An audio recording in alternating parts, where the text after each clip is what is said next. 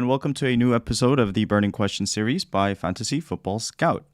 Happy to be back after a week off with my co-host Pras. Pras, how are you doing? I am doing all right. Lots of has happened since you've been away. We've had the server fiascos, we've had everything else. But you tell me, man. I mean, how are things back home? I had a really tough week last week. I'm fine. I don't know anybody personally that was affected by the tragic events of Itaewon, but it was a really tough time for me because I grew up on the street my whole life. Probably 5 minutes away, and it's really tragic. I don't think I'm the right person to really speak too much about it, Pras, but it really affected my week. I couldn't focus on FPL, so apologies for missing last week, but it was a tough week for me. But I'm happy to be back, and our country will keep mourning and think about the tragic events as we move on. Yeah. How about yourself? Yeah, look, don't need to apologize for missing out. So it's from an FPL point of view, good to have you back. Good to have you doing really well, and you're flying in ranks, so it's good. So yeah, good time. Let's get right over to our Game Week 16 agenda and our last minute punts. It's not going to be a long one. Look, Burning Questions is usually about how do we navigate the future and long-term planning. Well, there's none of that.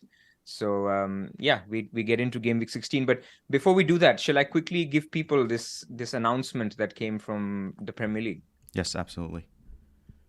Right. So there was a little bit of confusion on some aspects of it. So we thought we'll just recap what is going to happen after Game Week 16. So the deadline is obviously Saturday, 11 a.m. UK. And what will happen is you will still have price changes happening on the Saturday night. So depending on where you are, you can calibrate. So, but there will be price changes after the deadline, only one time. So that will account for the transfers made maybe on a Saturday morning or something. So then after that, the prices are frozen. And then they're frozen until the Game Week 17 deadline. So until, when Premier League starts again.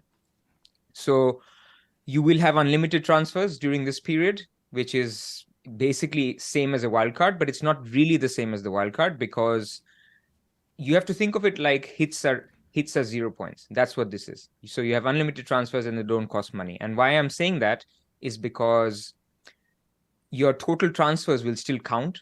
So let's say if you're in a tight league, in a mini league, and you're on the same points, then it'll still count all the transfers that you've made between now and Game Week 17. So you don't want to go crazy. And then the other thing is this is a slight nuanced point, which people again are getting confused about, is if you make no transfers between Game Week 16 and Game Week 17, which is basically during the break, then you will carry the transfer and then you have two transfers going into Game Week 18. If you made these unlimited transfers, then you'll have one transfer going into Game Week 18, which is what you do after a wild card anyway. So that is the small thing that sort of is throwing people up. Nothing you do this week will impact that. It's only a question of what happens between Game Week 16 and 17, that break. And look, no one's going to do that, but they had to introduce it in case, people have stopped playing and they want to start playing again after Game Week 17, they'll have two transfers. But most of us, I think, will be using the unlimited transfers. So a little bit irrelevant for us. So that's about it. At the end of the show, we'll give you a little bit of teaser on what you can look forward to Game Week 17 and beyond.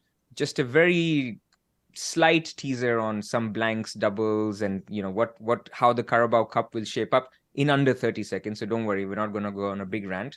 So that will come at the end of the show, but that's it for now. Not much to talk about. There's one game week. Everyone's looking for that one punt. So let's talk about each of the games and see what we see in those games. Just to clarify two things, Pras. Mr. Damey is asking, can you defer the use of unlimited transfer chips? So basically, you're saying if you don't use it, you get another free added transfer for when you return in Game Week 17, correct? Just one extra transfer. You cannot defer this. And by the way, if you have a wild card left, play it this week as a free hit.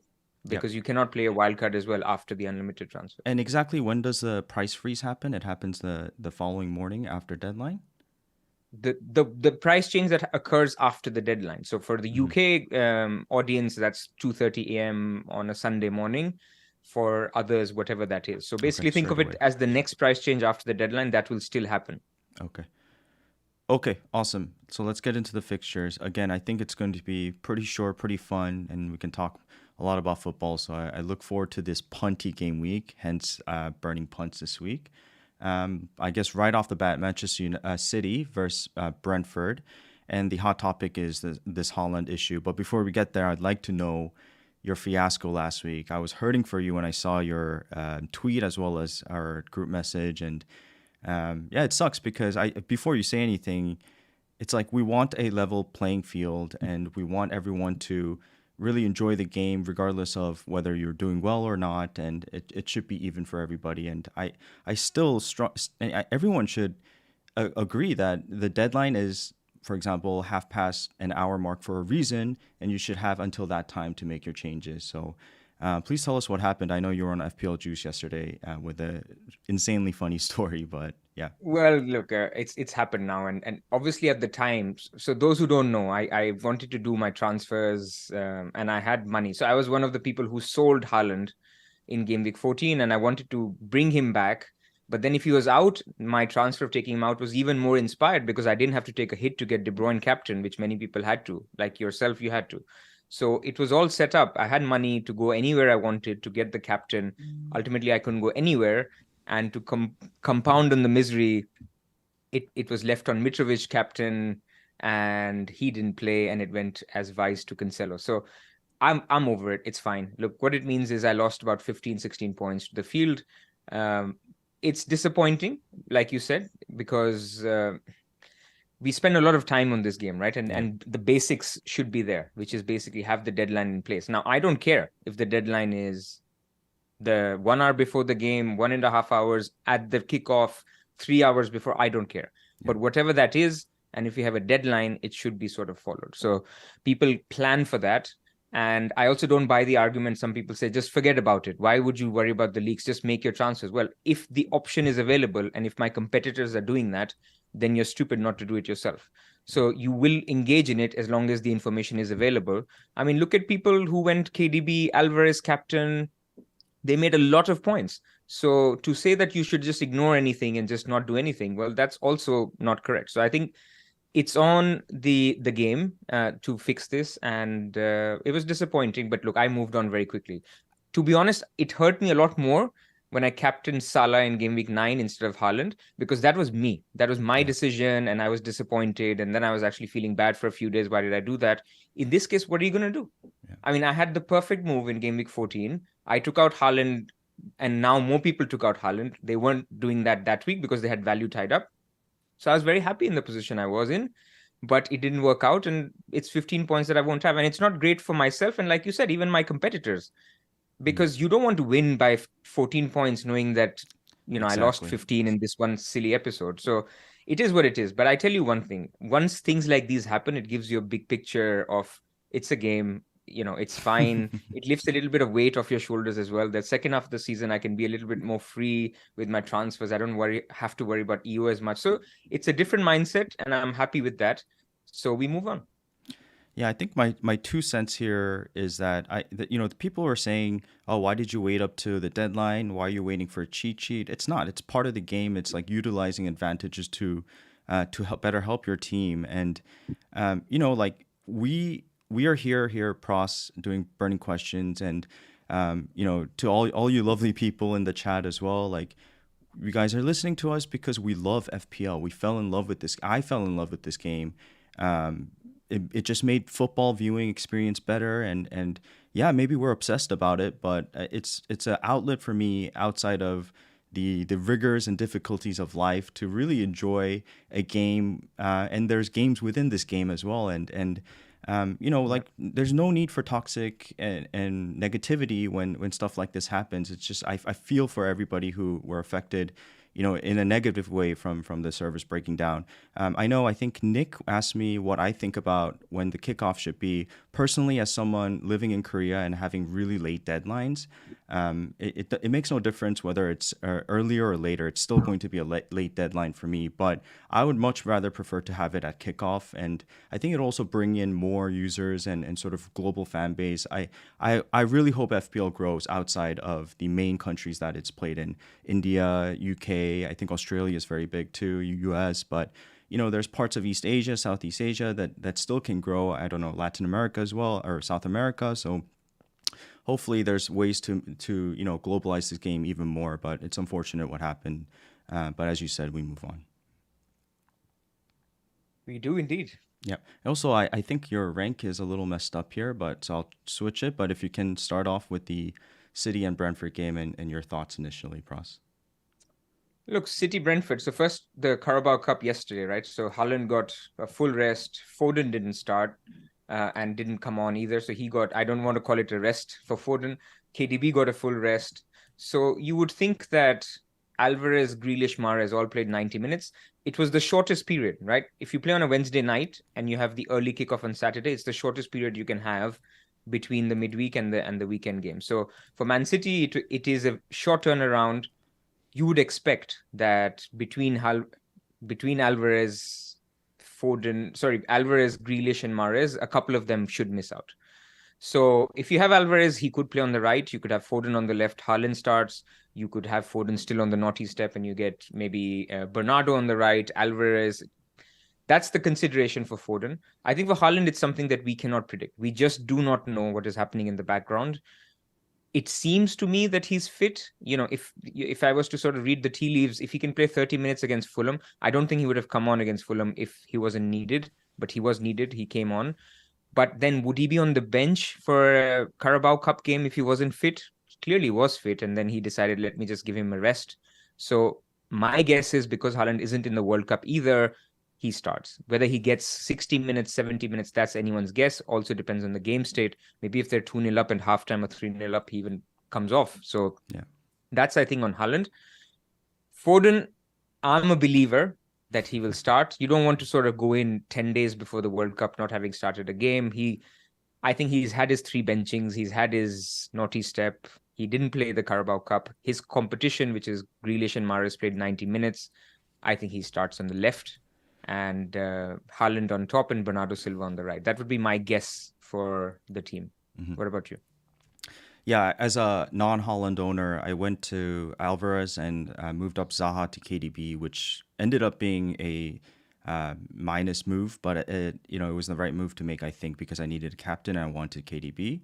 So basically now I have one free transfer and not enough to get to that 8 million 8.2 million midfield spot, which is really ideal, right? Because I think it's worth maybe taking a hit for that. But I think overall my thinking here is that I'm going to need Haaland. If there's any news that or inclination that he decides or he's going to start, or even if there's no news, it's a risk not to go against him, right? I could easily just go with KDB and Alvarez because Alvarez looks fantastic, right? He looks really, really good. And I think he should be starting. He should be starting for any team in the league. But it's just such a clustered attacking front line for City. I mean, so many good players that we just don't know who's going to start. And ideally, I would like that 8 million, but I'm probably going to have to go down to somewhere around the 7 million. Now we know Mitrovic is also out for the weekend. We'll get to that. So that's another issue. For people like me who don't have Haaland and you need to take a hit to get him, personally, I think I'm going to take a hit to get him. I watched the game yesterday, or not the entire game, but extended highlights, and Grealish looked fantastic. And Grealish is one of those peculiar, curious cases that, he just doesn't rack up attacking points. He just doesn't. He's scored very little goals, very little assists since his time at City. But I will say in the game yesterday, he could have gone maybe 2 or 3 goals. He looked really dangerous. So maybe there's potential here, and we're punting it essentially in this game week. So maybe you can go there if there's a chance that he starts. So I could possibly go down to Grealish and upgrade Alvarez to Haaland, for example. Foden, yeah, we'll see. I like that. I like the fact that you said he'll probably get a start to get some minutes under his belt before the World Cup. I like that theory. The opposite of it could be he doesn't want to get injured, so he doesn't want to play. Maybe just a short cameo in the second half. Who knows? He's not going to tell. I'll tell you my theory. This is my wild theory. I've not read it anywhere. He has spoken to Southgate. Southgate's told him, you look tired. Take it easy. Somehow Pep's caught on to it, or he's gone to Pep and said, I feel a bit tired ahead of the World Cup. And Pep has said, you know what? You take your rest then. You don't need to play. Yeah. Because he's like that. He made this a month ago. Some reporter asked him how are you going to handle the World Cup coming in with your players? He said, what do you mean? for me, it doesn't matter. And he used the words, I will smell it if any player is not giving 100% for the World Cup. So it's something to do with that. Obviously, I'm wildly guessing, Right. but I'm saying this is what has something has happened beyond the scenes, because he's started every single game before. Yeah. And when we'll come to our game week 17 teams and beyond, not today, but in future weeks, Foden's again going to be part of the conversation, according to me, because he is a nailed player. It just something happened. And whether the episode is over or not, we don't know. But I just doubt that you're sort of Grealish and Mahrez are both now too punty, unless you know they're starting, that it becomes a little bit too punty. You don't know which of them will start. And I'm hoping Foden will start. Yeah. I also would love to see. Go ahead. No, I was saying Quicksilver is in the chat, who does these weekly predictions. And Right. he's also saying that probably, you see, Alvarez won't have played 90 minutes. So that's what he's saying. If Alvarez has played 90, then he probably thinks Haaland is going to start as well. What are the chances we see Alvarez and Haaland start together? 0%? It's possible. It's possible. But then, according to Luke, in that case, KDB misses out. But KDB didn't play in the midweek. So why would you do that? And by the way, the Argentina squad, where Alvarez could be a part of, it will be announced on the weekend, is my understanding. So we don't even know if Alvarez will be part of it.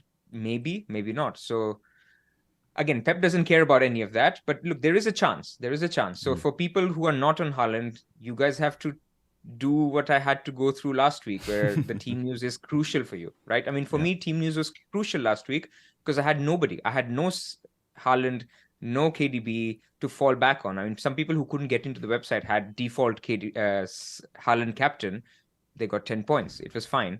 So for you, again, it's a big decision because you'll have to think about what your team needs to be going into it, assuming that you cannot make any changes coming out of it. Exactly. Which is basically the worst case scenario. I mean, and therefore, this is a joke by my friend Stoichkov, who sometimes is in the chat.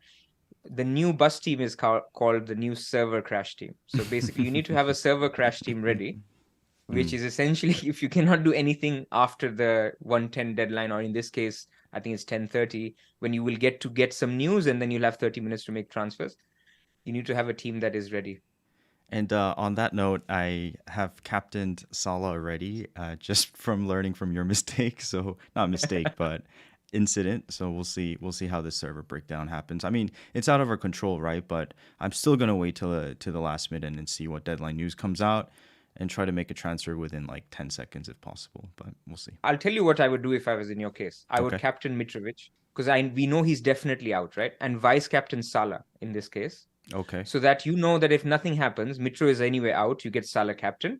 But then if your transfers happen, you get Haaland captain, if that's what you want. I get it, but the issue is that that means I have to keep Alvarez. The Alvarez one is tricky right now because, obviously I have to upgrade Mitrovic, but that means KDB has to become like a Rashford or anyone sub 7, I think 7.2 million or something like that. So I don't know. Maybe I need to get rid of Alvarez, so we'll see. Because I want three City essentially, but I have to think through this. Yeah. Fair enough. Okay. Yeah. It's sad that we have to think through these things as considerations. I mean, for example, you could go Rashford and Haaland and just leave Alvarez on your bench, and that way you could get Haaland captain as a one-step move. But it's sad, again, as I said, that we have to think about these things as the server crashing instead of other stuff. Brentford. Other things on the game, yeah. So look, Tony's back, but Brentford were eliminated yesterday in the Carabao Cup. Obviously, it wasn't the first team, but I think they're limping through these days, and they're a very middling team. Defensively, not so great. More attacking this year, but I would back City again, as you always do, to score 3-4 goals here.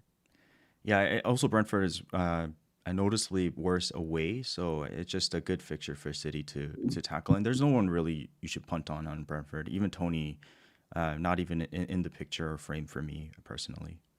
Yeah, exactly. And another word on Cancelo. I think everyone knows this, but he is back from his suspension, so he did serve that in the game last night. So I think enough on City. I think we all know you need to have a triple up. If you don't, find your triple up. I think most will have Cancelo, most will have De Bruyne or Haaland. If you have the dream De Bruyne, Foden and Haaland combo, a lot of people are sitting on that. I think as is as well. I think that looks good for this weekend. I mean, you don't need to, right? You don't need to because it is just one game week. But I guess it's what's the right word? Highest percentage of getting a FPL return, having three Correct. City. Correct. Correct. Yeah, as you're thinking about punts, then if you have money, for me, Foden is the best pick in midfield, like after Salah. Mm-hmm. I don't think there's anybody, of course, KDB. So Salah, KDB, and then Foden. If he starts, if he doesn't start, then you go into other punts and will come into other games. But I think a third City player in that regard becomes very important. Also, just while you're talking about punts, I think, just in the overall grand scheme of things, I guess a punt is different this week because you can get rid of the player straight away. But I was just thinking about this personally, and correct me if I'm wrong, Pras, but for example, there's 56 points between 100K and 1 million right now. And so, like, when you think of that, it's 56 points, seems like a lot. But if you spread that over the course of how many game weeks do we have left? I don't know, maybe 20 game weeks left. That's 56 divided by 20, whatever that may be. It's like 5 or 6 points a week or something like that, right? So 2.5. yeah, so it's just like you just chip away a little by little. You don't need to go 20 points, chasing 20 points this week and going all out punty. Like, for example, this game week, maybe the right punt is to go for a highly owned player in a guy like Martinelli or Saka, right? If you don't have him, or Jesus, right? You don't have to go for like a differential at Brentford or Everton or this and that, right? So. Yeah, I think that's a good point. And I would also make another point, which is you saw what happened with Zaha and Salah last week, right? A lot of people went Salah to De Bruyne or Zaha to De Bruyne or something else. Mm-hmm. Like, it's very easy to get into this mindset that I need to chase points with this player that everyone's getting. And Nunez is fits into that category. There's other punts, maybe Foden or Saka or Rashford. People are seeing all these people getting these players and they get this urge to go there. But because this week is unique, in the sense that the top 5 out of the top 6 teams, which is basically apart from Chelsea, Newcastle, all teams have great fixtures. Yeah. So Man City, Man United, Liverpool, Arsenal, who am I missing? Spurs. Liverpool, Spurs. Yeah. So they all have good games. Mm-hmm. So what you don't want to do is basically lose a good player, they haul, and then you go for this punt. So like Exactly. Kane to Nunez has all the recipes of a disaster move. Because Kane is home to Leeds, he's looking bad, or Spurs are looking bad, but that can definitely backfire. So I would think the way to think about a punt is find in your team the 11th weakest spot, whether that is your defender, whether that is a midfielder or an attacker within the budget, then go for the punt that works best for you. Because this is not the week where you need to take hits unless you are really chasing a Haaland captain or something like that, which is a unique case. But other than that, I think this is not the week for a hit, and you don't have to get. There is no player that you have to get, unless again we're talking about Haaland. Yeah, no, 100% agree. Haaland is because of the captaincy and high ownership, but a hit is very dangerous this week. I mean, one game week is very impossible to predict almost, right? Like FPL planning is all about planning for the next 5, 6, 7 game weeks, and one game week anything can happen, as we all know as football fans. So. I would advise against any hits this week if possible. But okay, Bournemouth, Everton. Speaking of being sensible, yeah, that's a game to avoid. Bournemouth, Everton. I mean, look, coming back to the story of find your weakest link. So a lot of people will say my weakest link is Mitrovic, and I don't have any money in the bank. I can't get to a Nunez. Then Solanke is a fine. Just go. It's not. Doesn't have to be the sexiest punt that you can think of. It can just be a simple Solanke move who's home to Everton, who should be in the points. I think that's fine. I think, Bournemouth have been attacking. We've seen that in the last game week as well. So even though Everton are decent defensively, they're still rubbish overall. So I think Solanke in this game is the punt that I would have.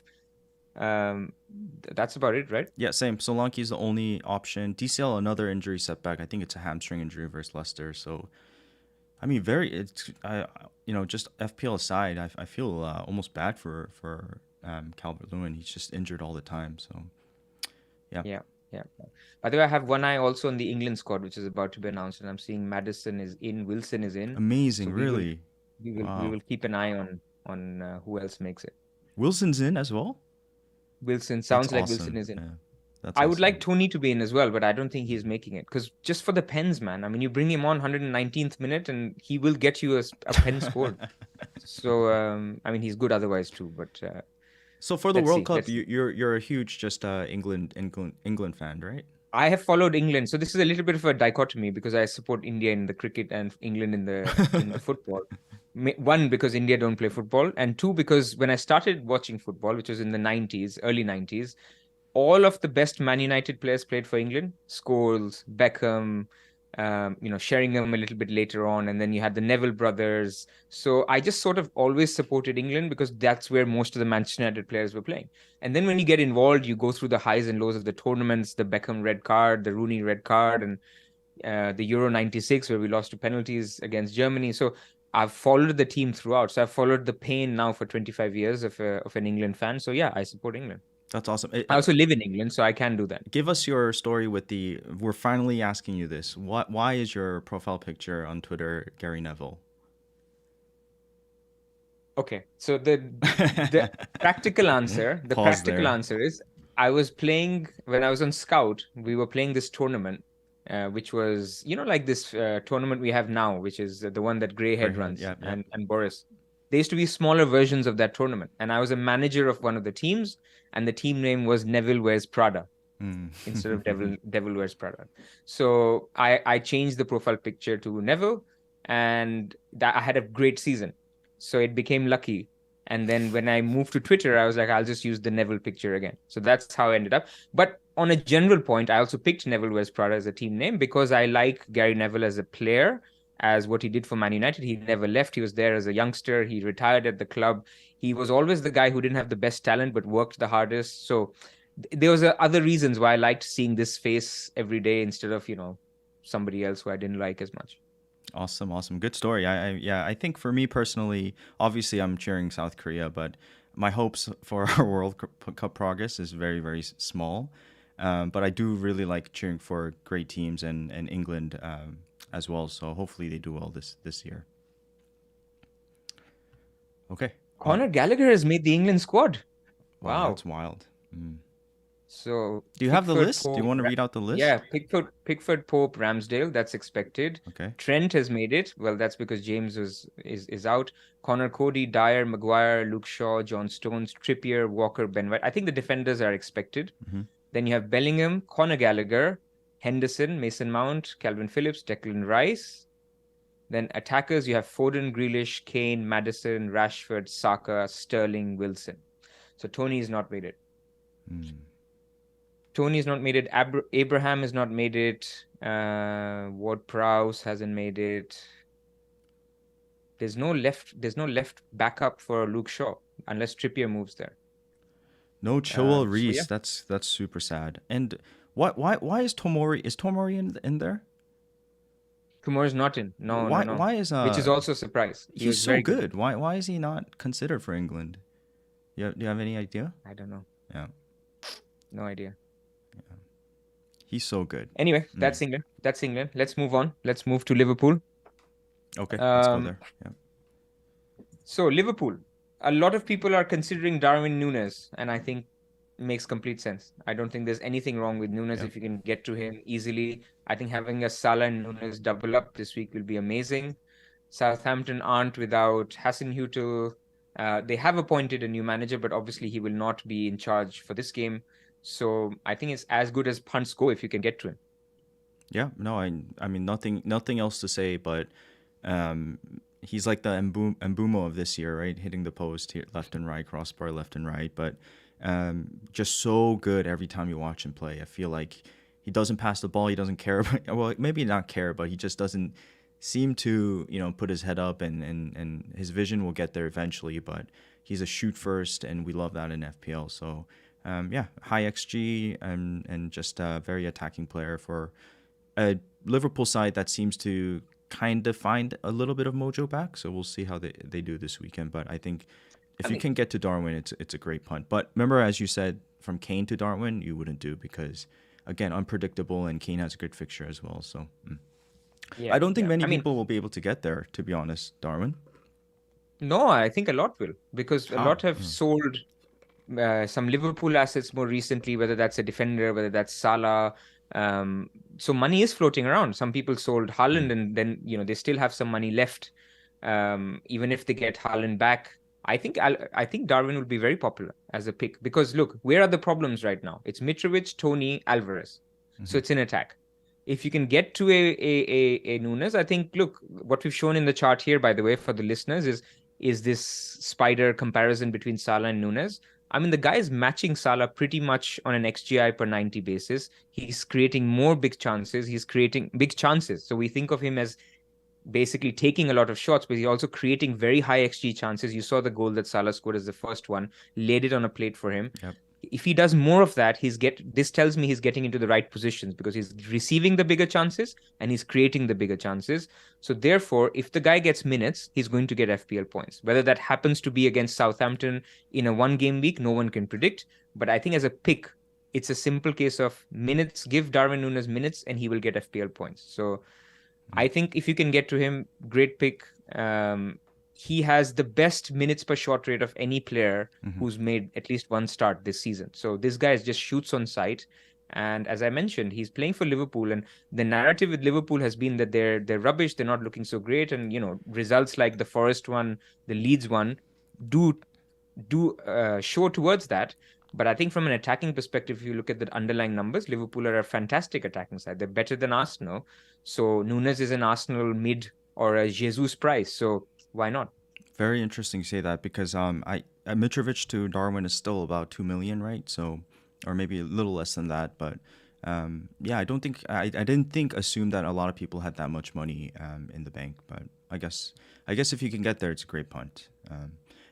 Some people sold Foden for Rashford, for example. Then you have some money left over.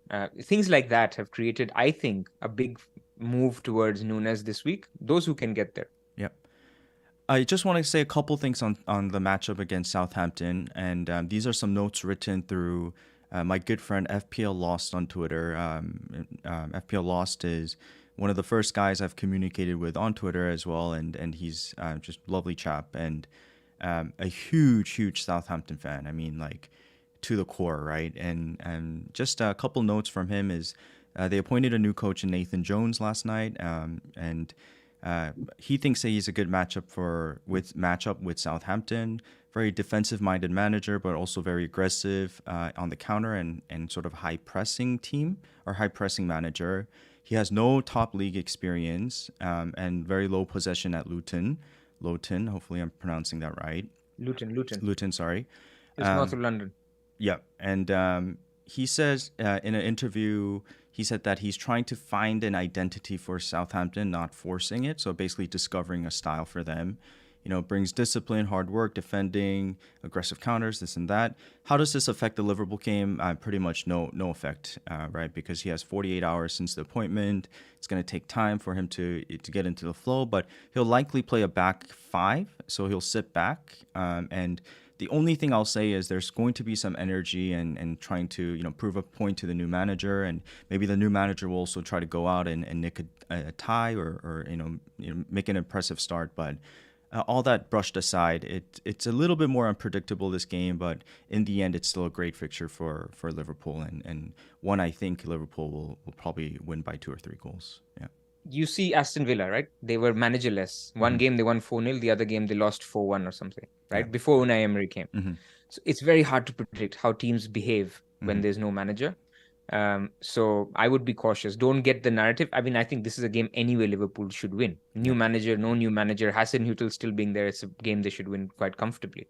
So, I think that's enough about attack. Let's get to the defenders. But before we do that, I'm seeing some very good questions in the chat, which I think we should do because that's the way this podcast has been run. So I think someone is asking, Andrew King is asking, would you trade out Jesus or Wilson for Nunez? Definitely not. Not from me.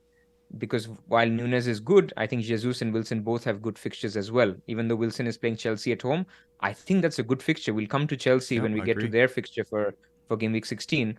But Newcastle at home and their striker, who's going to be now very, very happy that he's been selected for England, you want to keep Wilson.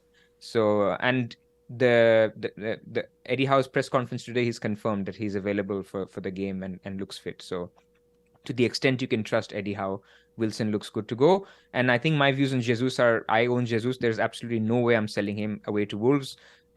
He does create a lot of XGI. He's a bad finisher. I recognize that. But you want to be the guy. You want to own the guy who's going to be getting a lot of chances against a Wolves team that's been quite poor. Yeah, and just on that, I think it was 2 game weeks ago. I was watching that Arsenal game where Saka got injured.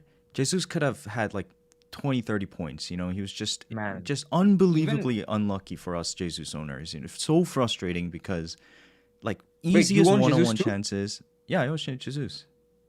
Oh, do you? Okay. Yeah, of course. I mean that's my Okay. boy. But he hasn't been All returning, and it's right, all right. annoying. But I And don't. he missed a Yeah, massive chance in the last game as yeah, well. yeah.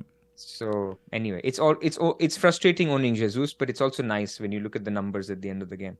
Don't look at the points, but you look at the underlying numbers, you'll be happy. Because that's what we were playing for. Exactly, exactly. All right, let's go to defenders Yeah. because even though Liverpool defenders are not on the menu, but I think there's one fantastic punt from Liverpool defense.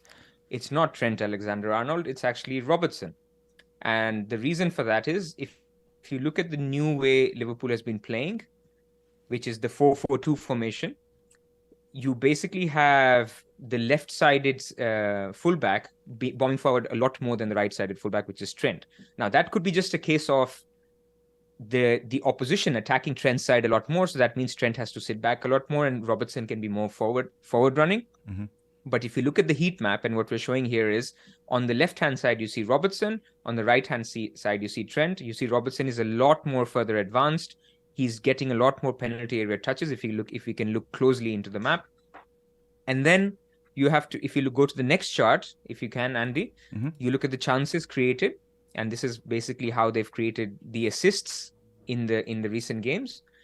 You look at where Robertson is creating his assists in the box, around the box. You look at Trent's are way out. So Mm-hmm. you can almost imagine how Trent is creating these chances. Those long crosses from the halfway line are slightly ahead and he's crossing into the box Yeah. and somebody heads it in. That's how he's creating his chances. Whereas Robertson is the guy who's basically making the runs, getting into the box, collecting the ball and making a pass into the box. So a lot more higher chance of getting the assist. So in short, I think Robertson, good pick. He's going to be attacking, and it's, I would say at this moment, better pick than Trent as well. Yeah, just to supplement what you're saying, 2 things here. First thing is Southampton's right backs are senior players, so that's bodes very well for Robertson. And remember last season, for those burning question listeners, one of the things I said a lot about Liverpool is that you'll see Trent in that triangle on the right and diagonally cross the ball all the way to Robbo on the left, where he's left on an island. And this is kind of a very key attacking pattern of play for Liverpool. And this chance creation map is exactly what is seen here. And Robbo is a lot of times one of the main attacking outlets, but it's much more direct than Trent. I think Trent is much more of a sitting kind of outside the box, whether it's a cross or a shot, whereas Robbo is like trying to get into that box and make a cross and play happen. So I think Robertson is a great shout. Chance for a clean sheet as well as hopefully some attacking returns. Oh, you're muted, Pras. Sorry. Yeah. So again, applies to people who are looking for that one punt because they have a Doherty or somebody like that, and they want to replace them with one high upside defender. And I think there's no higher upside defender than Robertson. The answer could have been Perisic, but when we come to Spurs, I'll make a case that maybe Perisic isn't the highest upside defender this week. And I will say the same thing. I think if you have enough money, Robbo over Perisic any day of the week for me this week. Yeah. Okay. Excellent. And I think you made a point about right backs on Southampton. They've got no right back at the moment. Yeah. Because Walker Peters is out. They even tried this other guy, what was his name, who got injured as well, who's a left back generally. So yeah, it's not really working out. Yeah, Larius. And they have no right back. So both Nunez and Robertson on that side should flourish. Yep, agree. Okay, next fixture, Forest and Crystal Palace. Anything here you want to say? Don't sell Zaha. Yeah, I sold him even last though week. you're very tempted to sell him for Saka, Foden, whoever. Forest is the fixture to target. So yeah, don't sell Zaha or any other Crystal Palace players. I am personally playing Guaita over Ward because again, it's a fixture that you think you can get more points on, but Forest at home have been reasonably attacking, so it's not like it's a banker clean sheet. So this is why I'm personally not wanting to play Guehi and Guaita. So not double defense, but otherwise I'm bullish on Crystal Palace assets this week. they have, from a defensive point of view, you remember how in game week 9, when people were making their wild cards saying, why are you going for Crystal Palace defenders? They're the third worst defense in the league. In the last 4, they're the 4th best defense in the league. This is what fixtures do. The fixtures bring underlying numbers, fixtures bring form. So yeah, it's a team that you should be happy to play. So if you're in another position and you have, let's say, a Pope, but you are forced to play Guehi, I think nothing wrong with that. I think playing one Crystal Palace defender and a Zaha is fine. I think I semi agree with you here. If you have Zaha, for sure you keep him and you play him against Forest. But yesterday, Forest against Spurs played a very very solid game. I mean, just tactically and system and team wise, they were very solid and locked up basically the strongest Tottenham Hotspur side that played yesterday. So maybe they bounce off that form from yesterday and play well against Crystal Palace. So I'm not super bullish on Zaha coming off with returns, but I could see a low scoring game here. Yeah, the appeal was, I mean, two videos ago, you and I made the case that Zaha is rubbish. Look at his numbers first 5 game weeks versus the ones after. Mm-hmm. Well, people who own Zaha got lucky last week because Edouard was out and he played up front. So, of course, if he's playing up front, a midfielder playing up top on penalties completely changes the picture. So if Edouard is still out, so listen for that in his press conference tomorrow, makes Zaha even more appealing. But at this stage, yeah, he's not the punch that you want to take out. But I agree with you. If you're looking for a punch, so for example, in your case, you don't need to buy a Zaha back. Yeah. I think there's other punts that you can go for. Okay, cool. Spurs Leeds. You tell us about Spurs. Okay, sure. First things first.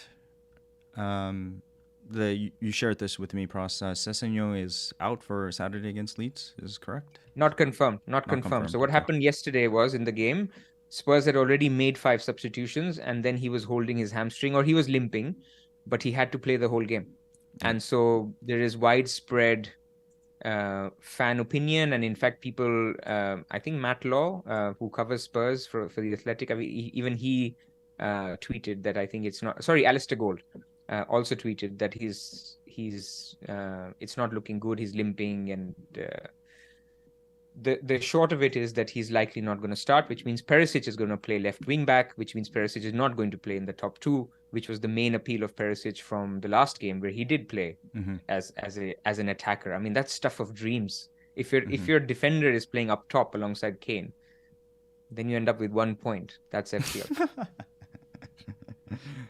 Okay, yeah, and so I just want to talk about yesterday's game real quick. And so yesterday was a mess of a game for Spurs. I mean, Conte came out with a very strong side. If you look at the starting lineups for all the EFL Cup games for the stronger teams and not stronger teams, Premier League teams, it's all rotation teams, right? Whether it's a B squad or young players or a mix. Spurs were the only real side that came out strong. I mean, Harry Kane played and everybody else you would imagine starting in the Premier League, right? Spurs total 9 shots.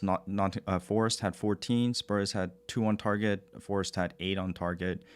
And basically they played a 3-5-2 and Forest played a 4-3-1-2. You can see, for those who may not be aware, this is a picture of where Perisic is playing, right? Well, how much is he? 5.4, 5.5 right now. And so what Pras means is it's an FPL dream, right? Because you're playing a striker for Spurs and you would expect them to do well against a team like Forest, but they have no excuse. I mean, Conte came out after and said something like, "Oh, we're just trying to find a rhythm, blah blah blah. We're trying to, figure it out. We need more time." But it's ridiculous. It's like, like you have world-class players, you have spent this much money. You're not City, but you still should be able to get a win no matter what, right, against Forest. So it was a bad game.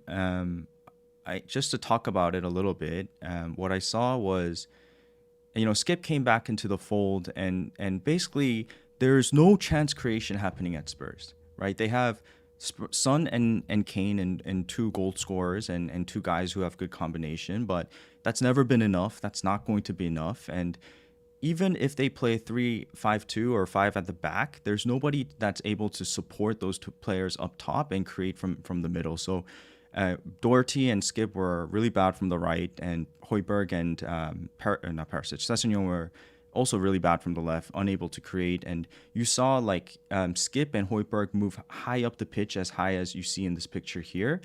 So they're supporting Kane with the numbers, but nothing's happening. There's no killer passes. There's no, real chance creation happening. I know some people are asking about Dyer, so I just want to quickly speak on how woeful of a game Dyer had. So yesterday, Dyer would push up the pitch a lot like this. And then this led to a goal because he would just stay up high up the pitch and not come back to defend.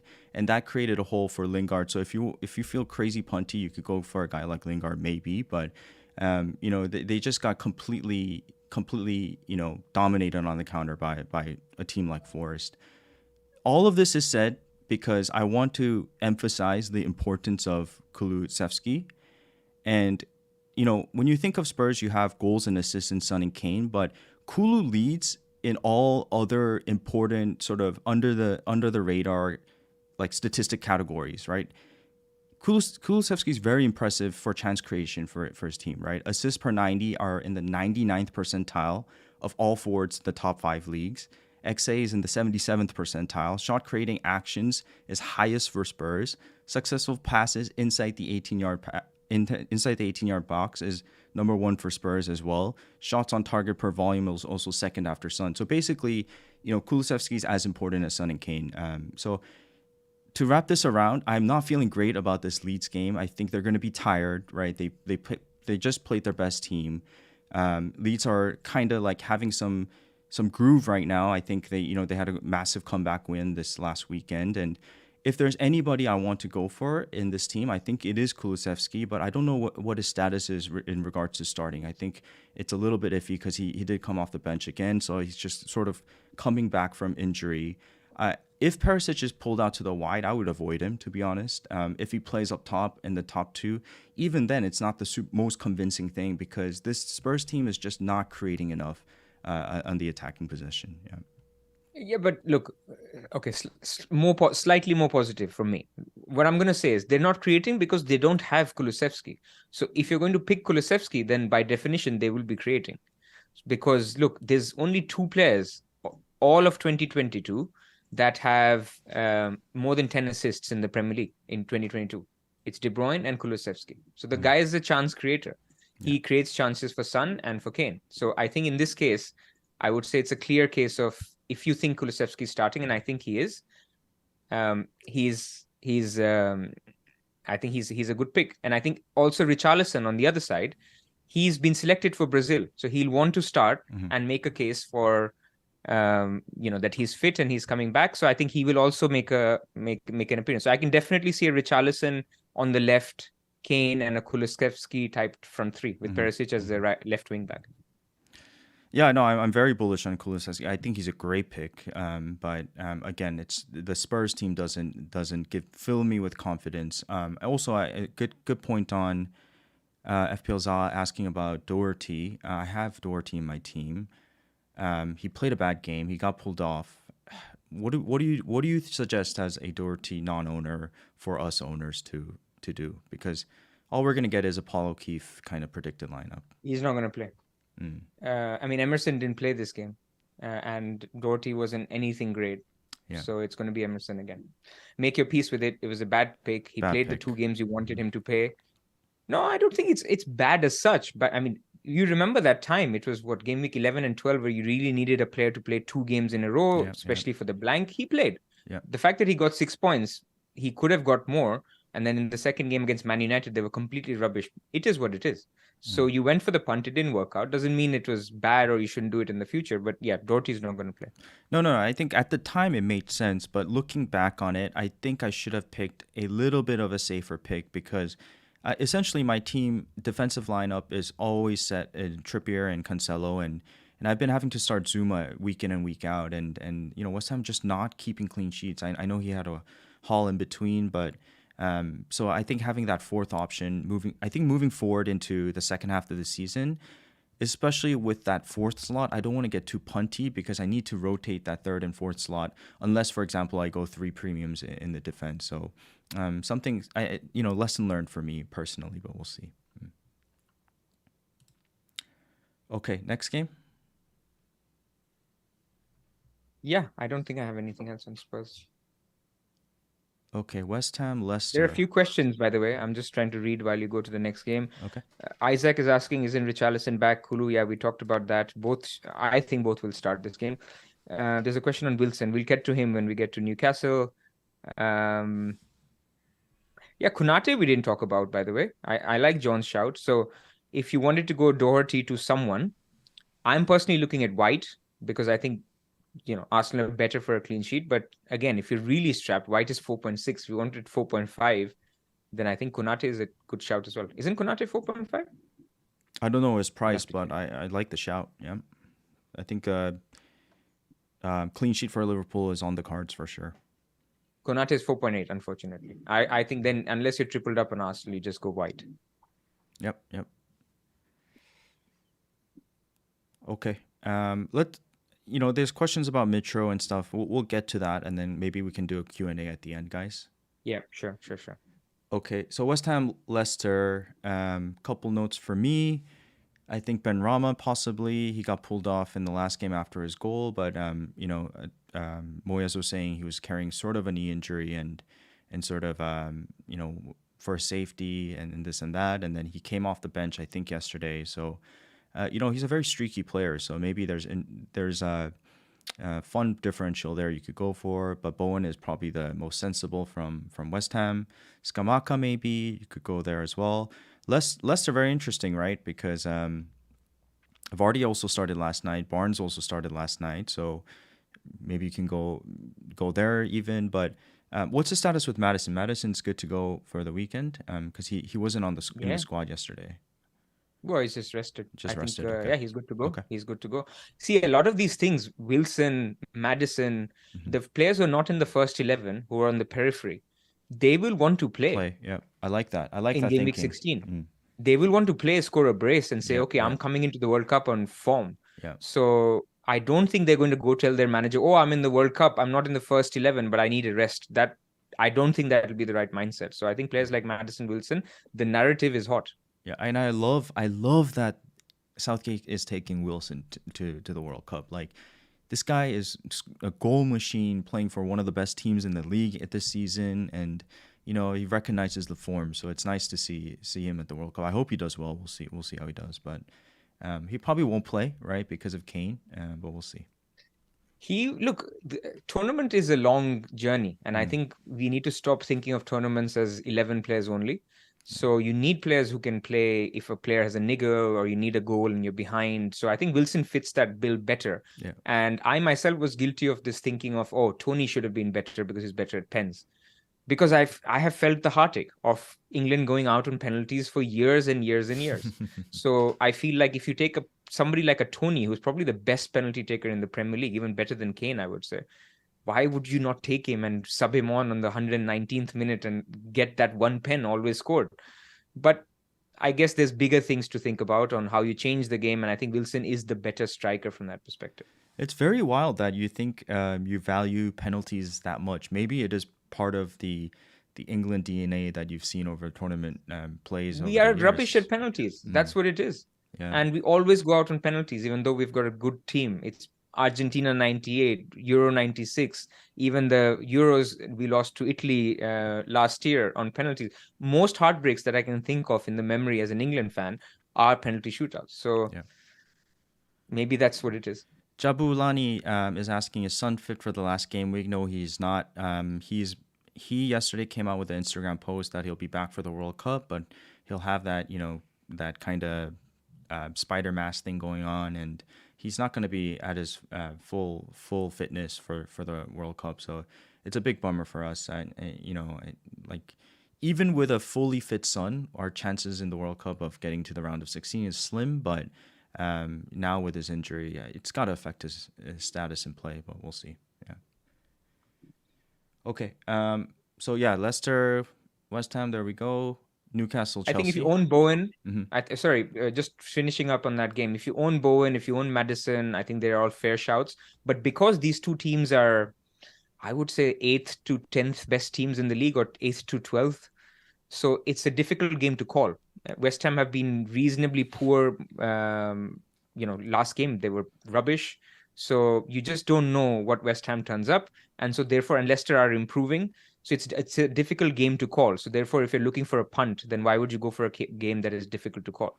So that's the thinking. So if you wanted to go for a punt, there are better punts than Bowen or Madison. But if you have them, I think there's nothing wrong with keeping. Pras, how many flowchart jokes have you gotten this week? It seems like a word A that lot of people is. want to know my flowcharts.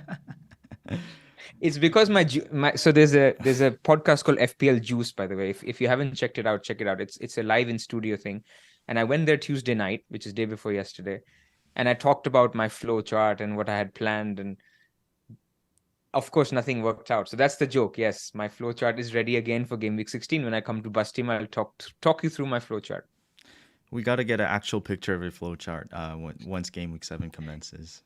Flapjack from Scoutcast, Rich, he had the original masterpiece. I know he listens to this, so shout out to him. He had this massive thing of what if Foden starts or not Haaland, or is Saka fate, or things like that. So yeah, so that I think people should have that. If you're living in this age, and it goes back to the point of should we take advantage of information if it's presented 10 minutes before the deadline? Of course you should. And because you make the flow chart so that you can act on that information immediately, so that you don't have the screw up like many people like me had, even though I had the flow chart. So you can act on time immediately as soon as you get the news. John Cahill with the joke of the century. Any cafe recommendations, Pras? Haha. Well, I was in Camden and there was a nice cafe. They give you a Wi-Fi code as well. So some other time. Okay, let's get it. Let's be easy on Pras because that was a painful experience for him.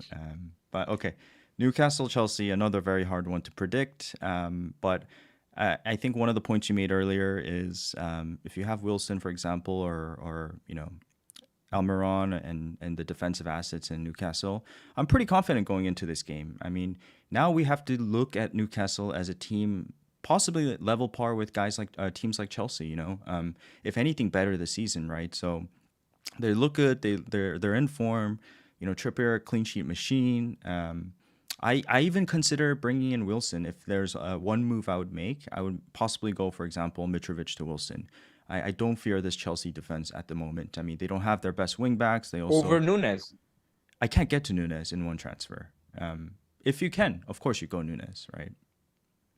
I have barely any money. Right. So okay, you're saying that if yeah. Okay.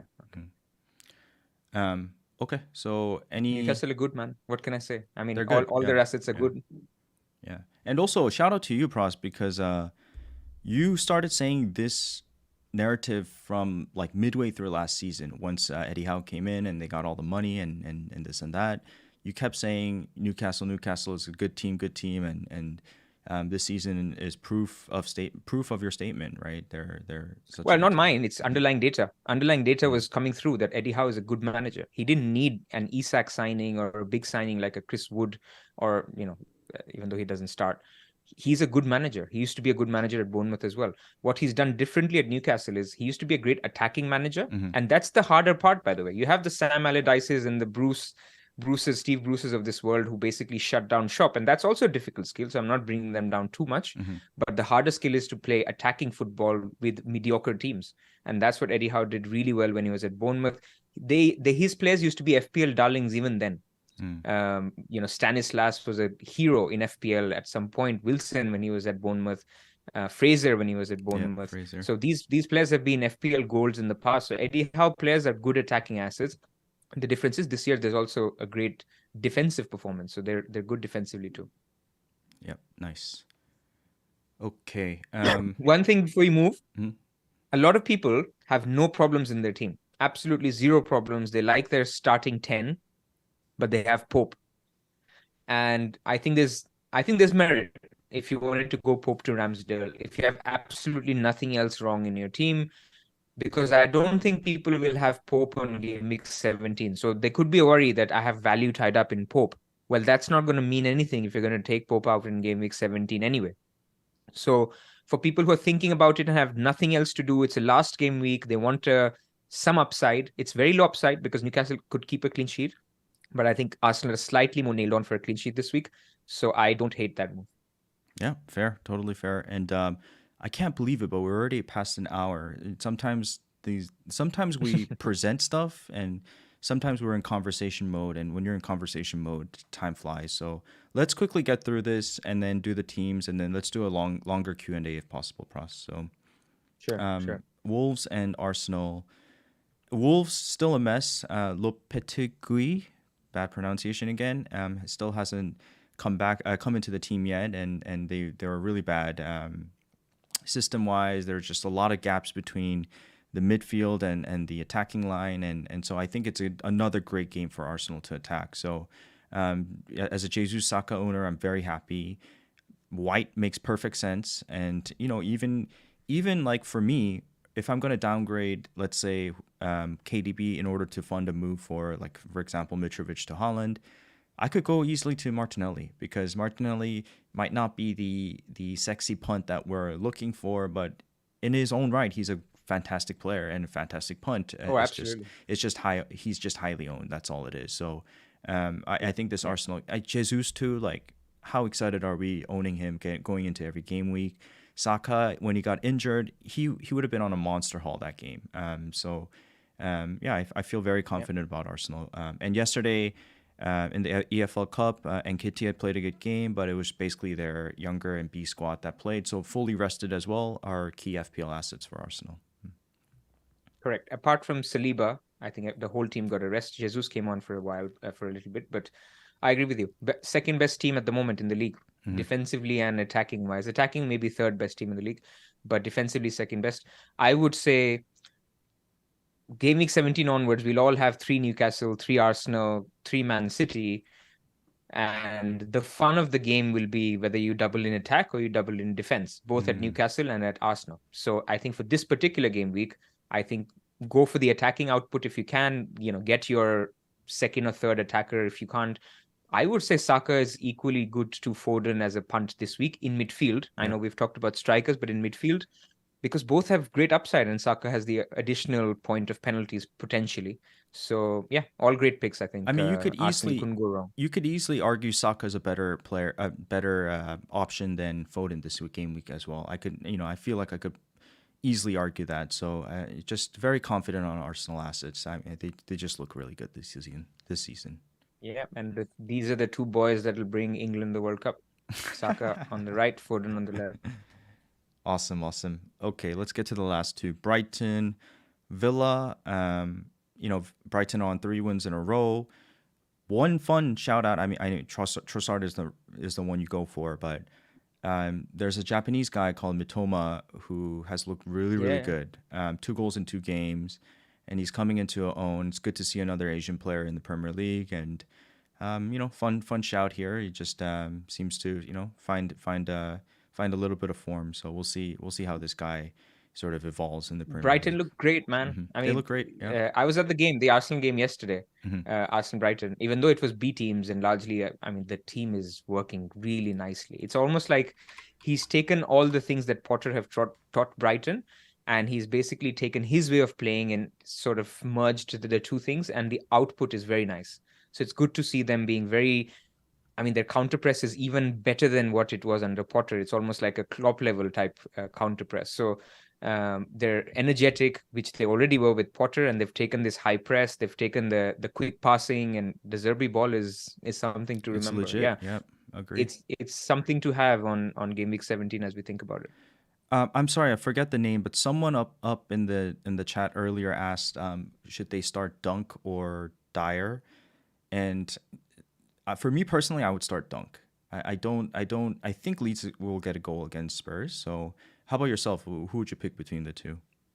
See, but the Villa team is also now not easy. Unai Emery team. Yeah, agreed. That's the thing. Have a look at Villa tonight. See, when we come to Man United as well later, we'll talk about them. The problem is Man United Villa is tonight, which is the Carabao Cup. I think both teams will have a decent lineup tonight. It won't be like last night where everybody was playing their second string, because Unai Emery has his own thing where he wants to sort of stamp his authority, get the momentum after the win against Man United. And Eric Ten Hag would see that, look, Chelsea are out of the cup, Spurs are out of the cup, Arsenal are out of the cup. This is my chance. And anyway, Ten Hag doesn't rotate too much. I don't expect him to rotate all 11, for example. So I'm expecting a decent lineup tonight. Have a look. If Villa look really good again, then I think then Dunk isn't the play. Then I think Dyer is the play. But I think it's close, so It's very don't close. stress Yeah, too much yeah. about it. Villa, I feel like it's even more unpredictable because they after the manager got fired, Stevie G got fired. They had a good game and then an awful game and then a good game. So it's kind of a mixed bag since. So we'll see. Yeah, on Villa, the next 4.5 darling is going to be Eric Bailey. Sorry, The man is Leon back. Bailey, not Eric. That's Eric Bailly, the Manu guy. Leon Bailey, the Villa midfielder, because he looks to be the guy Yeah, who'll get the nod under Emery. His underlying data is better than Rashford, by the way. yeah, So he's a good pick, he is. and if he's starting, then for 4.5 million he becomes better than Andres Pereira. So we're blessed for this season where we have so many good picks at 4.5 million. But I think Bailey is a good shout. So if you were looking for a 1 week punt and you have again no problems, and you'll come to my bus team and I'll show you, one of my options is just Andreas to Bailey and start him. One of the things that also goes for Bailey is that the game after Gerrard got fired, he played on the left, and then I think this past game he played on the right. So I just feel like he's whether he's playing on the left or right, there's trust in Bailey to be starting. So I think his starting chances are very high as well. Game week in, game out. Yeah. Game week in and game week out. Yeah, yeah. And then Brighton we talked about. I think Estupinian, but these are not punts as such, but their defense is okay. They're not the Potter defense yet. We've not seen the numbers. And in attack, I think Mitoma is a good shout. If you had a little bit, I think he's 4.9, I think. So if a little bit more, I think I like him as the best cheap option. If you had no money left and you wanted one punt for Andreas, then you could go there. But Trossard is the one. How do you feel owning Trossard? I know what you're intending here. So I'm not intending anything. We'll skip this. We don't need to talk about this. This guy misses the deadline and he ends up like 20 points plus. I miss the deadline, I lose 20 points. But it's fine. It's fine. I mean, Trossard could have done much more against Chelsea. Yeah, I just believed in Trossard the past few game weeks, you know. Yeah. Of course you did. Yeah. By the way, if you had to pick one Brighton attacking asset this week, I don't think people will understand the inside joke we have here. Maybe they do. But we'll not talk about it. If you had to pick one attacking Brighton asset, as I say, Trossard is probably the sensible move. I also think you can go Mitoma. I think you sometimes you want to pick the guy in form and the guy that's seems to find a groove, and he looks really, really good. Yeah. FPL Zaha gets it. Okay, let's move to the last one. Fulham United. Please talk to me about your team, United. My team is flying. Man United is flying. There is a system now. There's a system. You can see what's happening now. Obviously, on the back of losing 4-1 to Aston Villa, it's not the best look for me to be saying they're flying. But look, I think Bruno Fernandes is a very important player for the team, and when he was out, you could see the difference. And Van der Beek, I don't know what's happened. I mean, he's coming back from injury. I think he will flourish later. But at the moment, we missed him too much. And then the other problem was against Aston Villa. Rashford was playing on the right. He doesn't work on the right. He's never worked on the right because he's right-footed. He works much better off the left, cutting in and then shooting. So I think in this game, Anthony will be back. You will have Rashford on the left, and you may even see Martial starting up top. So it's a game tailor-made for goals because it's against Fulham, who've conceded the most big chances in the last 4 game weeks. This is a team that Man United like to play because they will attack. They won't just sit back. They will give them spaces to run in behind. Man United players are good picks this week. So Dalot is obviously suspended, but Van Bissaka is fine. I don't think that impacts the attack as much. But I think from a attacking point of view, Rashford definitely, despite not me knowing what the lineup is tonight, I think Rashford will start. So he's definitely one to go for. And then Martial, which is basically the punt for those people who don't have the money for Darwin, who have Mitrovic and want a solution. He's the ultimate punt instead of a Solanke that you go for 1 week. But I need to see him play 30, 40 minutes tonight. If he doesn't play 30, 40 minutes tonight, ideally he starts and is taken off like 50, 55th minute. But if that doesn't happen, you need to see 30, 35 minutes of him playing tonight, and then you punt on him. I think it's a great punt. Anthony also got called up to Brazil, which is that getting into that team is crazy because Firmino also is not in the team. Like, how wild is that, right? So I'm sure Anthony will have a good game. Maybe you can take a punt on him.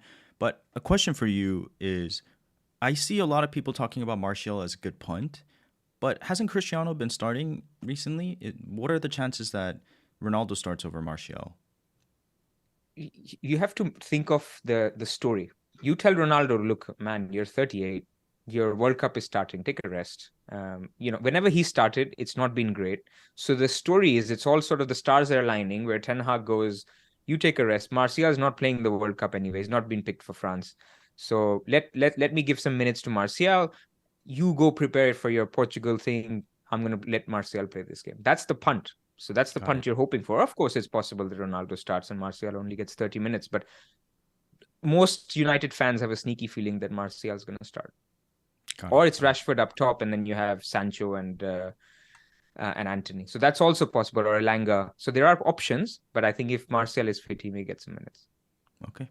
Well put. Okay, let's get to the teams and then a Q&A. Okay, we've got your team. Please read it out loud, Pras, for the listeners. Sure. So my team did not have Haaland in it. I have done Mitrovic to Haaland already, which was obviously a very painful move because I was trying to do that or Foden to KDB in the server gate. So my team has Guaita in goal. In defense, I'm playing Cancelo, Trippier, and Trent. I'm finally hoping for some points from Trent, but I'm not expecting it. I'm only hoping it. Then I have Zaha, Salah, Martinelli, Foden, and Andres Pereira. And I have Jesus and Haaland. And at the moment, Haaland is my captain. I have one more free transfer left. So there's two things I can do with that. I can either do Andres Pereira to Leon Bailey and start him, or I can do Guehi or Doherty to Ben White. So depends how I feel. I don't like losing Andreas Pereira because if Mitrovic is out, he's on penalties. So he's as good as it gets. He's playing his ex-team, which is Man United. So if there was no unlimited transfers, I would just leave this team. But I have one more, and I'm sort of thinking, why not go for an Arsenal defender? So maybe Doherty to Ben White would be my move, and then I bench Andreas Pereira. How much money? Sorry, again? Like 0.2. Oh, okay. What a team! Great team. I had planned this. I have 0.2 for a reason because I had planned Mitrovic to Haaland. The moment I took out Haaland for Jesus, my plan move was get Haaland back for Mitrovic because Mitrovic is playing Man City and Man United. This was always the plan. This team just looks like what it should have been previous game week, but it's fine. It's a great team. I mean, I get the gay to what's it called? White move. Ben White. Is there a goalkeeper option you can do? Because I like Andrea starting this week. I feel like it's not. Guaita is home to away to Forest. I don't think there's a better keeper. Unless you go Ramsdale. But yeah, I'm not going Ramsdale. I don't have the money to go Guaita to Ramsdale. So look, Pereira could be okay, but I would back Ben White to get a clean sheet over Andreas to get a goal. So we'll see. It's not a very high upside move, but then I'm happy with it. And this is why I'm leaving it as well. And I'm okay to gamble on the servers again and wait for news, because if, let's say, Foden isn't starting, then Foden to Saka is the move. So I'll leave it. And if I can't do any moves, I'll just say, thanks very much. I don't want my second transfer. Yeah, I'm trying to think of some moves here. Maybe, I mean, you could do Doherty up to Konate and have a Liverpool defense to double up Liverpool defense, but I guess Ben White is a better option there. No, Ben White's way better. Yeah, I think you're well set. Very, very good looking team. But you'll still wait for the City news and see how. Okay, let's say the City news comes out and Haaland is on the bench. How are you going to react to that? I'll just bench. So I'll do Haaland to Nunez and I'll captain Salah. Okay, nice. And what if Foden and Haaland benched? Then I'll just start Haaland and I'll do Foden to Saka. Okay, nice. So that's my flow chart for those asking. But I personally think Haaland's starting. Foden is likely to start. So if Foden to Saka is a move, I'll do if I don't see Foden. Okay, fair. Okay, well set. Nice. Okay, here's my team. I've got Pope in goal. I got Trippier, Cancelo, Doherty starting right now, but it's probably going to be Zuma. And then midfield, Salah, Saka, KDB, Trossard, Andreas. Up top, I've got Alvarez and Jesus. So it's not looking great, guys. And Mitrovic out, so he's first on the bench. I don't have Holland. I'm very worried about that. I think I need him. Special case for a hit. So most likely it'll be KDB down to a under 7.1, I think 7.2. That's just I have no money in the bank, and then it'll be Mitrovic up to Holland or But do Alvarez you up have to? Holland. I mean, hear I me don't out. have Hear me out. to. I don't have to. Hear me out. Most models Hmm. and even the gut feel says Salah is a good captaincy shout this week, I right? know. I know. Especially if you consider the fact that Haaland may not play 90 minutes. He may play 60 minutes, 65 minutes. We don't know, or he may even not start. So I'm not sort of scaremongering, but it's possible. You cannot say Haaland is playing 90 minutes this week. So you've got KDB. Okay. You're selling KDB for a hit. I know. So let me explain my thinking here, right? So I'm with you. I don't mind going against. Okay, because I have KDB, I don't mind going against the not owning Holland, but I'm off to due to lucky variance as well. I'm Don't off. tell me your start. Don't tell me your start. It Your is points are important though, irrelevant. right? Because I You don't could want. be number one or you could be 1 million. It does not matter. Think about this week. I know, Pras, but if I It's too early to think about your competition. I don't want to go into the World Cup with like a detrimental, like what was the last time that happened? Holland and Salah case of captaincy again, right? Because Oh there's yeah, I was there. yeah, the potential for Holland is always there, right? And that's my maybe I'm scared, right? Maybe that is my reason, and it makes sense, right? Because he's just a machine, right? And so I don't know. But who's going to assist him? I mean, yeah, fine, but So still, if he goes mad, you're not losing completely. Now imagine if Salah scores a brace and Haaland is, he's taken off half time because he's still feeling something. yeah. I mean, not only So Holland can be replaced by Salah having a good game, right? But and you still have KDB and you're taking a hit. I'm not talking you out of it. There's a lot of people who are in the same boat. I want to tell them it's okay if you don't take the hit. It's also okay if you take the hit. But I'm just trying to I don't want to come across at the end of this podcast as we encourage taking a hit for getting Haaland. I think it's absolutely fine if you wanted to captain Salah and have De Bruyne and your 1 week punt is Mitrovic to Martial. I think that's fine. Nothing wrong with that. yes, big head. I'm a little bit scared of not owning Holland, but okay. Let me ask you: if you were in my shoes, what would you do? Like, would you actually make this hit move, or would you not? I would have to see. I'll have to take a call on his X minutes. I'll have to see what Pep is saying on Friday, and of course, I will desperately be looking for leaks. If I know Haaland is starting, I'll probably take the hit as well. Okay, if regardless of if Holland and starting or not, if I decide not to make that move, I'll keep this team. I'll probably keep Alvarez and hope he starts, and I'll just do Mitrovic to. I think actually I have 0.7 or something, so I'll go like Mitrovic to. I think Wilson for me personally, maybe Martial. Yeah, That's a possibility. Exactly. yeah. I think Mitrovic to Wilson, keeping KDB, keeping Salah cap. I think that's fair enough. I don't think there's anything wrong with that. I like what Historia films, the quote he put up. He has to fight against one of the best strikers in the world in Erling, but now Erling has problems with his feet. He's not fully fit, and we can rely on Julian 100%. I think Julian starts. I have a sneaky feeling Alvarez starts.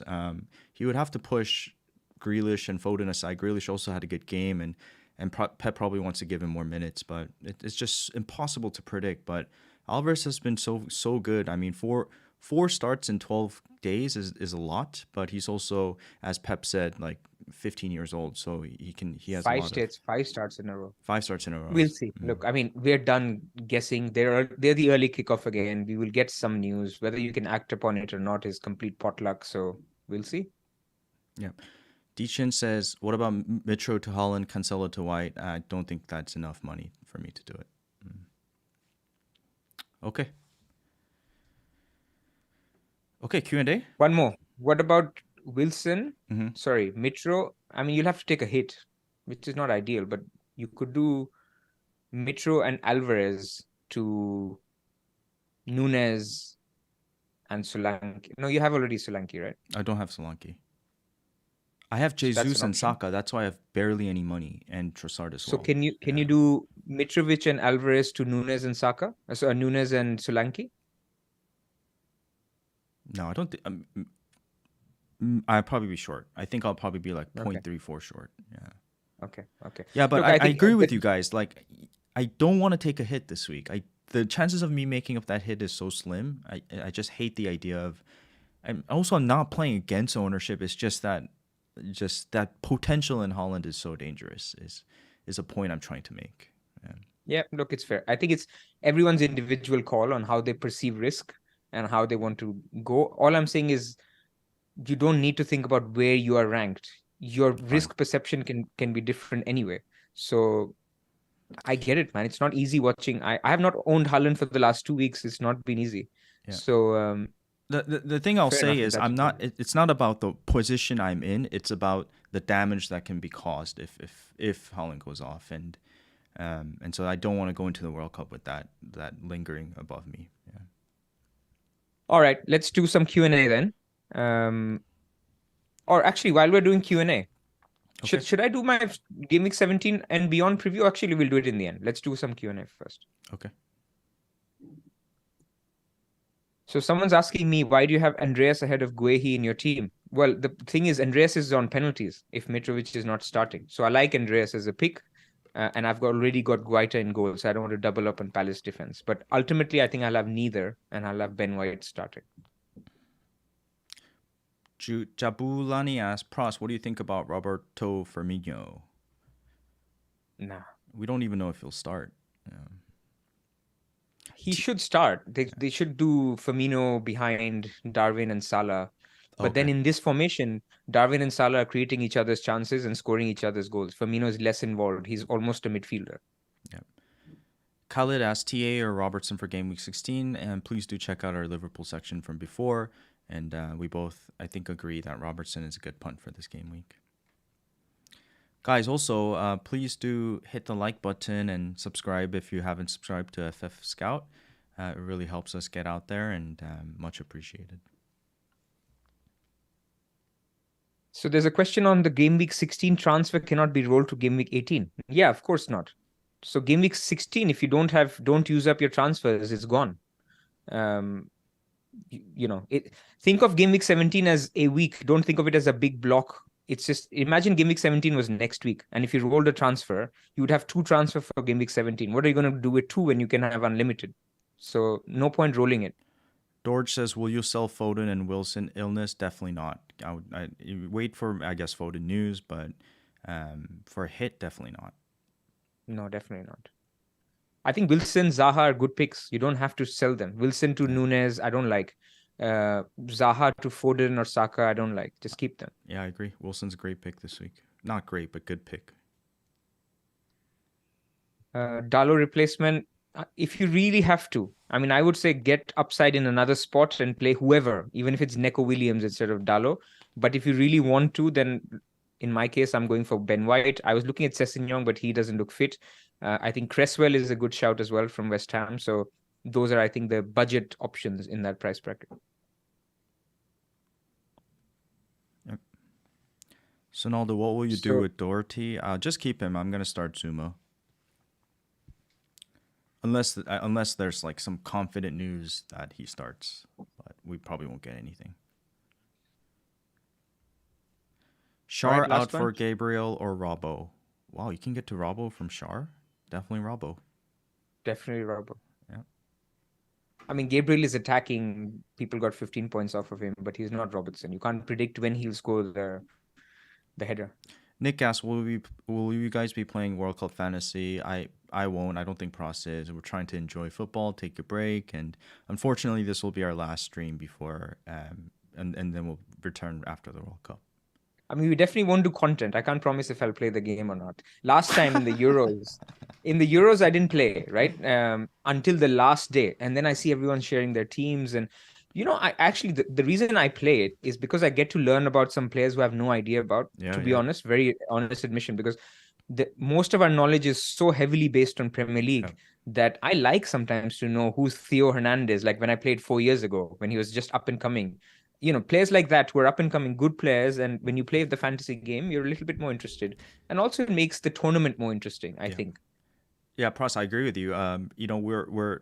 We're so focused on Premier League, we forget how many world class players are out there. And actually, Yeah. this season, I've been very keen on keeping progress with Serie A a little bit, A. And the team that I'm following is Napoli because there's a player called Kim Min-jae who's the starting center back for Napoli and probably one of the best center backs or defensive players in the league this season. For Wow. sure, you'll see him in the Premier League soon. So watch out for that guy. Yeah, Yeah, Napoli are smashing it. yeah. I think they have a high chance of winning the league. Yeah. Foden to All Rashford, right. worth it, irrespective No, of the news. Foden's the Definitely best not. midfielder. Yeah, I mean, if he's not starting, then I would just go Foden to Saka. But if you're tripled up on Arsenal, then I think after that I would pick Trossard or Rashford as equal, or the one who cannot be destroyed, Almiron. I mean, they're all decent options. yeah. I think a lot of these questions, guys, were kind of answered. I'll put timestamps after, so you can skip to the section you want, or you can give it a listen afterwards. Yeah. Okay, so before we sign off, Mm-hmm. one slight teaser, because how can we not? How can we not give you a teaser of what's coming up beyond Game Week 16, right? This is burning questions. We cannot not look forward. So what you need to know about the future is, first, don't worry about your drafts. A lot is going to change between now and Game Week 17 even, and I'll tell you why. Is because first thing, we will get some fixtures announcements. We'll get some double Game Week announcements before the deadline for Game Week 17. Why? Because you remember the Queen's Weekend, Game Week 7, which was postponed. There are some games in Game Week 8 that were blanks. They all need to be rescheduled. So out of the Carabao Cup last night, there were two teams that are now looking likely to get a double game week in Game Week 19 or Game Week 21. That is Arsenal and Everton, because both of them are out of the Carabao Cup, or Fulham and Chelsea. So you could have a double game week for Fulham, Chelsea, Arsenal, or Everton in Game Week 19 or 21, and that's going to heavily influence your teams going into Game Week 17. I know we'll all triple up on Arsenal anyway, but maybe you might sneak in a Reece James if you knew that Chelsea is doubling as well. The other important thing to know is we've got a quirky start to Game Week 17, where the Carabao Cup, the League Cup fourth round, happens before the deadline for Game Week 17. So you're going to have these unlimited transfers, the end of the World Cup, so the final happens, and then the midweek, you will have Carabao Cup fourth round. So players like Haaland, Salah, those who are not involved in the World Cup, it'll almost be like a run out for them. So you'll get to see these players before you pick them on the unlimited transfers. So watch out for that. That will throw up new information. Maybe some players are back in or some players aren't ready. So that will sort of play into it. And then last but not least, for example, whichever team makes the final, players for those teams will not be as ready. So, Saka, Kane, they may not be good picks if they make the final and win the final. So those are some things to think about. Going even beyond, if you really wanted to, Game Week 25. Game Week 25 will be the blank game week. That is when the EFL final is. So I'm not going to go beyond that, but only until Game Week 25. So when you think about your team, when you plan your fixtures from 17, don't go to 25. 17 to 24 is basically a window to think about which are the fixtures I want to target, because after that, the blanks will start coming into it. And so you won't necessarily be only targeting good fixtures. You'll have to navigate blanks and doubles. So that's what I will leave you with. So basically, think of a team. Make sure you do your transfers on Saturday night. You have unlimited transfers, so make some. Those who are rising, if you think if you'll want them in your wildcard 17, get them in before their price rise. If you want to kick some players out, and you won't want them, then kick them out on Saturday night before the transfers, and then enjoy your holidays. Yeah, excellent. Guys, John Cale, great, just on fire today, and the chat has been lit. So thank you guys for all the comments and stuff. And just a couple things. First, burning questions is now a year and a half. I would like to say a year and a half into it. Well, we started a little bit late in last season, but I guess this is the halfway point of this season. I'm very grateful for this opportunity and this, just being able to talk football with you, Pras. And After what happened last week in Itaewon, and I think I got so many DMs and messages I couldn't reply to all, but it just the community and the love was just unreal. So thank you guys for any of that and all those comments. And I wish to return the favor in any way I can. And it's been a pleasure, Pras, and I well deserved break for you. And Burning Questions And you. was made because of your partially successful, I think, so far, because you're so good with your planning and sort of part of what we sort of want to take pride in. So when Game Week 17 returns, we hope to kind of give you a helicopter view, as we say, of the second part of the season. And yes, England fans and all you England supporters, I love England too, but we will see you with Son in the World Cup final in a month's time. Yeah. Look, I wish everyone a good break. And I would say yes. I think the USP of Burning Questions is the second half of the season when Yeah. there's a lot of data behind us to back our picks. When their fixtures are complicated, it's not just single game weeks. I think how to navigate that, and I think the third edge this season that we'll have is I'm chasing and you're doing well, so people will get to see both on Nice. what the decision making changes if you're slightly behind and you want to catch up and get to the ranks versus if you're higher up and you want to keep the rank. So look forward to it. Yeah, looking forward to it. Enjoy the break. Enjoy the World Cup. Have fun. I don't think you should play fantasy. You should just watch football and enjoy it. But that's up to you. Play it like a casual if you have to. Play it Casual, like a yeah, casual. You yeah, exactly. don't do these 2 hour streams and listen to podcasts to determine your picks. Play it casually if you want to. So I don't hate it if people want to play it. I don't think I'll play it this year, but Yeah, enjoy it. enjoy. Thank you, guys, and we will see you in a month's time. All right.